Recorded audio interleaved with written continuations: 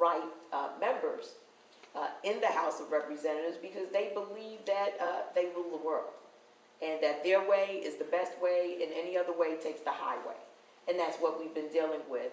Whether you look at the Republican Ryan budget that has just come out, again, just highlighting a number of the discretionary areas in which our budget has been slashed.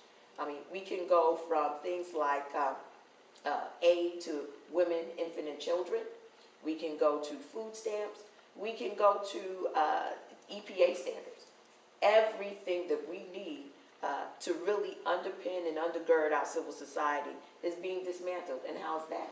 By cutting and slashing those discretionary budgets to nothing, to smithereens. They're unable to function as federal agencies while laying off and trying to do more with less. So it's a real struggle that we face right now, but I'm in the fight. And I think that that is what my constituents want most of all. Whether it's comprehensive immigration reform, which is a very passionate issue for me. I just don't understand how a nation built by immigrants for immigrants gets to the point where it basically turns on itself. Where every other nation we know of that does not have a vibrant immigration policy is basically dying.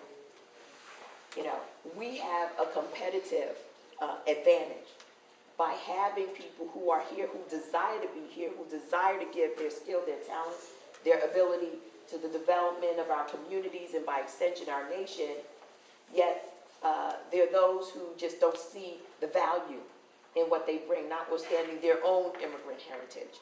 So it's an ongoing challenge just to get immigration wholesomely dealt with. We need a 21st century system in the United States. We don't need to keep people locked in a purgatory or feeling as though they have created a criminal enterprise by being here. It's a civil offense. But at the end of the day, all of them want to make it good with us.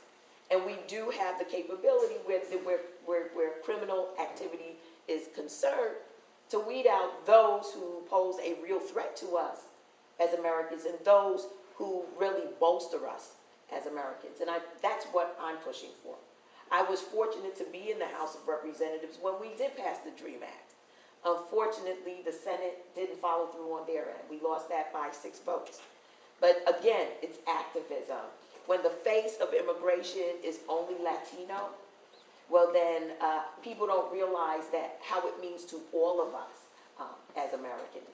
And so I make my face plain. I think it's important that they hear someone who doesn't have an accent